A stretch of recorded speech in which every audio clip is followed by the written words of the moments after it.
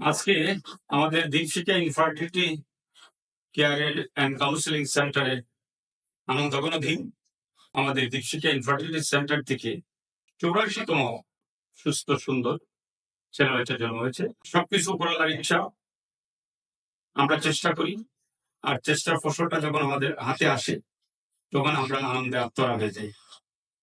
এবং একইভাবে যে পরিবারের সন্তানের জন্ম হয় তারাও আনন্দে আনন্দিত হয়।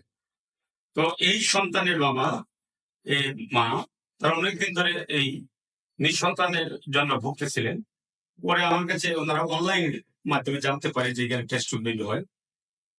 ওনাদের প্রবলেম ছিল এটাই, ওভারিয়ান রিজার্ভ কম ছিল, AMH 0.78 ছিল, এবং এই বাচ্চার বাবার সিমেন্ট প্যারামিটার খুবই ভালো ছিল।